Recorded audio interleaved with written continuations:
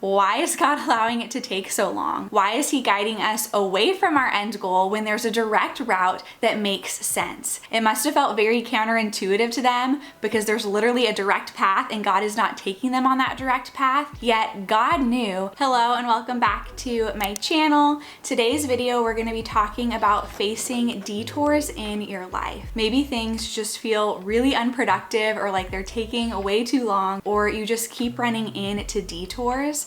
But it could be that God allowed the detours that you're facing in your life right now for a reason, which means there's purpose in your pause. And so we're going to take a look at exactly what some of those reasons could be that God allowed the detour in your life right now by looking at Exodus 13 and doing a little Bible study on it, unpacking it and seeing what it has to speak into this issue. And so we're going to get into that. Before you do, if you haven't already, please be sure to subscribe to my channel. That's a huge way that you can help to support my channel, and then give this video a thumbs up if you find it helpful or encouraging. But let's go ahead and get into our little Bible study. If you have a Bible, go ahead and pull it out and turn it to Exodus 13. We're going to be in verse 17. So here's what it says. When Pharaoh let the people go, God did not lead them by way of the land of the Philistines, although that was near. For God said, lest the people change their minds when they see war and return to Egypt. So a little bit of context, God has just powerfully and miraculously freed the Israelites from slavery in Egypt through Moses and through the 10 plagues,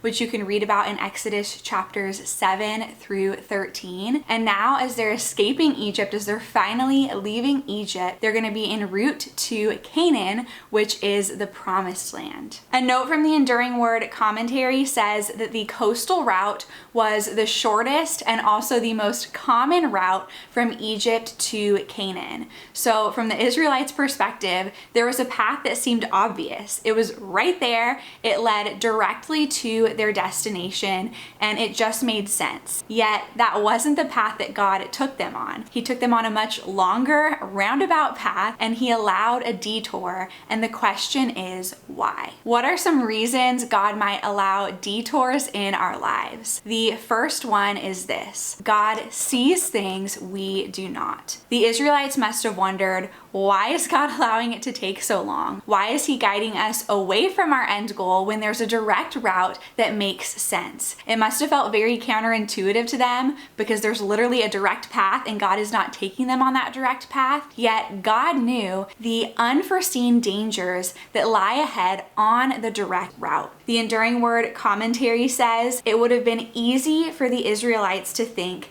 that the coastal route was the way to go. It had good, easy roads, the shortest distance. It was a trade route, so food and water could be bought. But the dangers of the way were too great, though they could not see them. God anticipated dangers they could not see, which leads us to the second reason why God might allow detours in our lives, and that is this: God cares about our freedom. So here's the thing: God knew the unforeseen dangers that lie ahead on the more direct route for the Israelites, and He knew how those dangers might threaten the freedom He had fought so hard to bring them into. Another note from the Enduring Word commentary says the coastal route again was the shortest and most common way from Egypt to Canaan, yet it was also the road where Egypt's military outposts were. God knew the people of Israel were not yet ready to face this, so God led the people around by the way of the wilderness of the Red Sea. And so God again had worked so miraculously and fought to free the Israelites from slavery in Egypt. And God knew that though there was a direct route to the promised land from Egypt, on that path lie these military outposts for Egypt.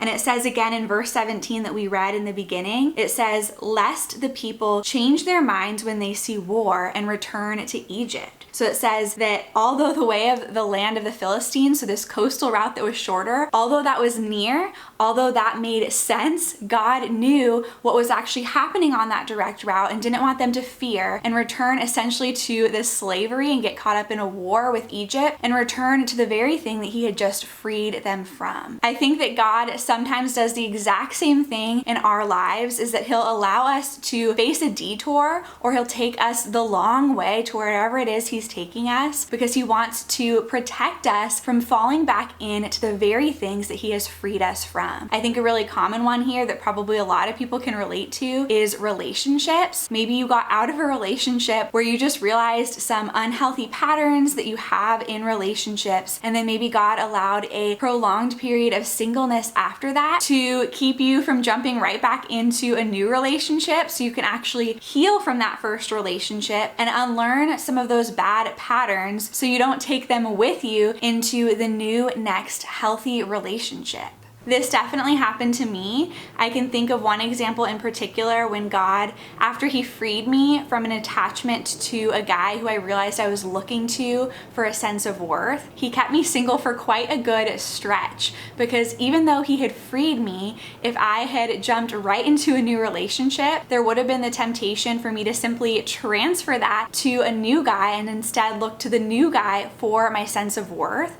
But by instead allowing a detour, so to speak, allowing me to take the long way around and to remain single for a little bit, instead in that time God used it to solidify my sense of identity in him. And so he allowed this sort of detour and long way around because he cared to protect the freedom he had given me from looking to a guy, any guy, for my sense of worth. He wanted to protect me from falling back into that which he had already freed me from. And if you're looking for encouragement speaking into that season of singleness, I have an entire devotional I wrote on this called My Still Single Devotional, which I'll link down below. But our freedom is precious to God, and sometimes he will take us the long way, or the way that doesn't appear to make most sense to us, because his heart is to keep us from falling back into that which he has already freed us from. And the third reason God might allow a detour is this: God wants us to arrive prepared, not just promptly. Another way of saying this might be to say that God cares more about us being ready when we get to the place that he's taking us to than simply just getting there as quickly as we can. Again, that note from the Enduring Word commentary says that God knew the people of Israel were not ready to face Egypt's military outposts